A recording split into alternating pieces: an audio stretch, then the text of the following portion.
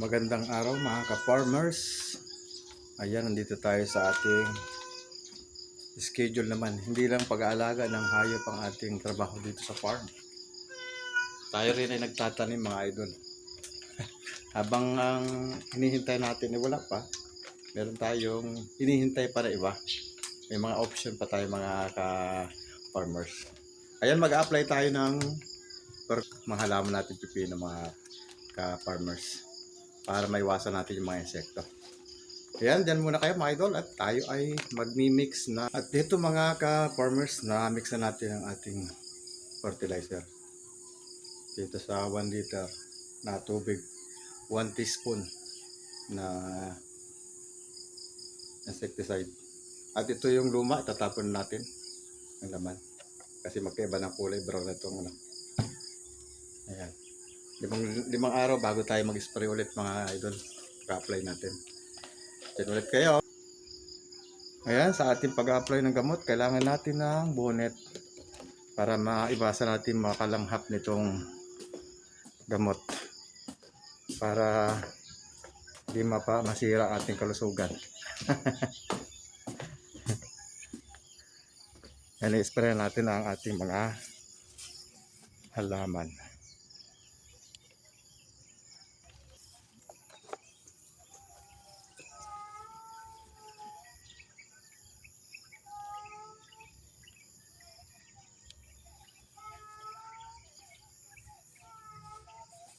Bali wala pa tayong magandang sprayer kaya ito muna gagamitin natin. Total maliit pa naman ang ating taniman. Kung malaki na, dadagdagan natin ang ating bili tayo magandang sprayer.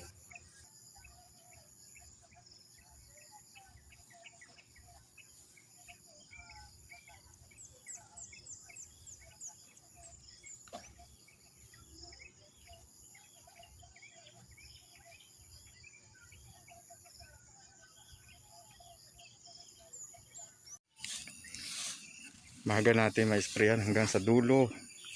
Yan. At ang pinakailalim ng mga dahon, diyan sila nagtatago sa ilalim ng dahon. Ayan.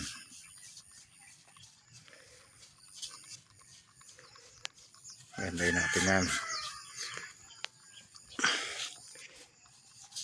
Kita nyo, lusog. Kasi nalagaan natin ang pamatay insekto. Ayan.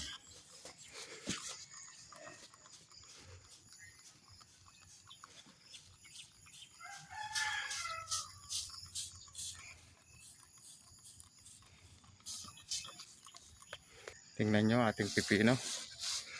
Napakaganda. Ayan. Maganda ang dahon niya. Maganda rin ang bunga niyan mga lods. Kaya pag in-spray natin ito, lahat ng mga ngain dito ay mawawala sila. Sila mag-i-interest kainin yan. Mga nangingitlog dyan ng mga hindi ka ayo-ayo mga insekto. Mawawala sila. Nagbabaring ating pang-spray. Ayan ang sinasabi ko mga idol. Pag hindi naman ilang araw lang, napakabilis ng insect. Kinain na nila ang dahon. Yan, ganyan may bawas.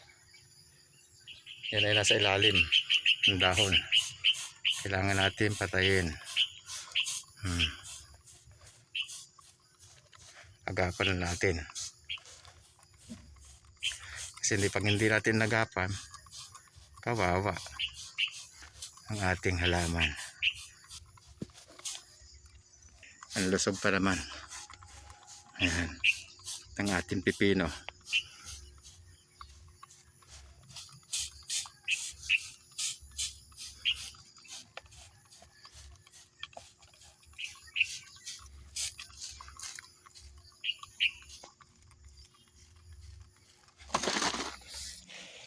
Sa ilalim ng dahon sila umaatake. Ayan. Atake na sa ilalim ng dahon.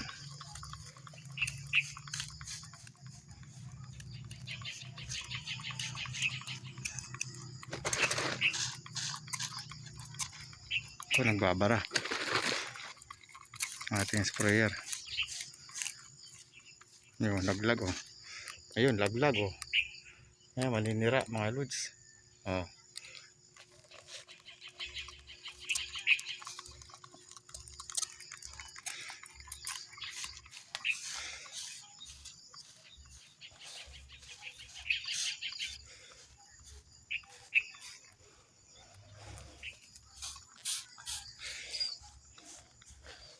Laglag ang atang niya.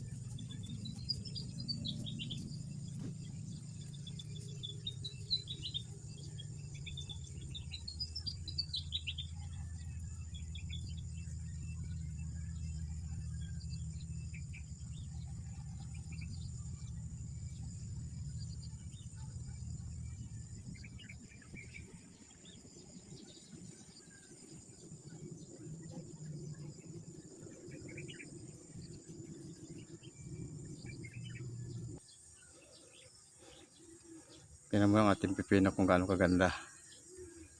Taba.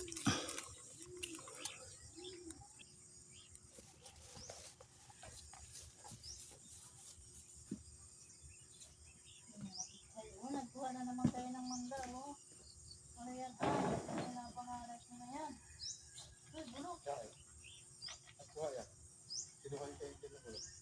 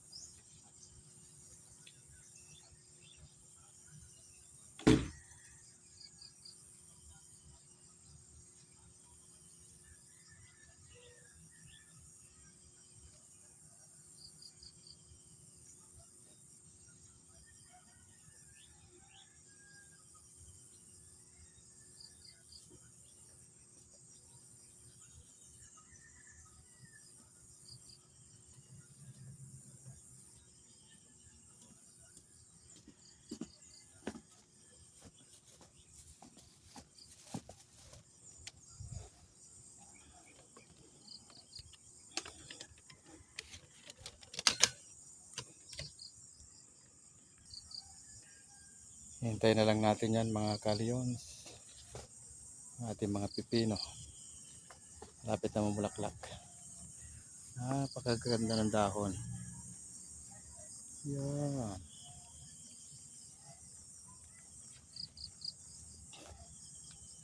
Ayan. Tignan nyo naman.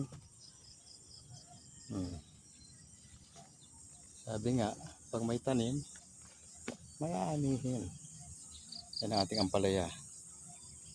Halos mga kasabay sila ng pipino. Yan. Ang sira ng mga plastic. Kailangan nating gamasan yan. Yan. Kailangan ng sipag mga kaliyons. Naman puntahan ang ating kalabasa. Ayan. Ating mga kalabas. Itong kalabasa hindi naman masyado itong ano. Basta may space siya. Ayan. Malago na. Ayan pa. Ayan pa. Ayan. Makikita nyo yan. Yan. Kalabasa natin. Ayan. Siguro nasa 30 pulong kalabasa. Kung ito ay pagpalain, tayo makakaano ng kalabasa. Yan o. Tataba. Ating kalabasa. Mga ka-farmers. Yan.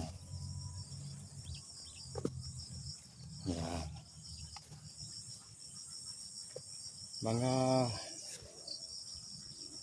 August, September may bunga na.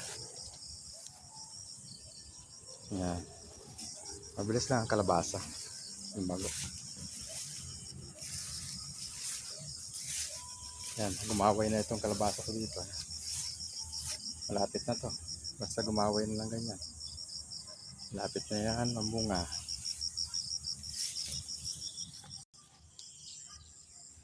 Sabi nga, ang kahirapan na hindi hadlang sa buhay ng tao. Ayan. Nasa Diyos ang awa, nasa tao ang gawa. Kailangan nating kumilos para tayo magkaroon ng biyaya. May awa ang Diyos. Pabubungahin niya yan at tayo magkakaroon ng blessing. Ayan. Magandang araw sa inyo, mga ka-farmers. Sana ay nagustuhan niyo ang video ito. Paki-like and share and subscribe Leon's Official Vlog. Bye-bye!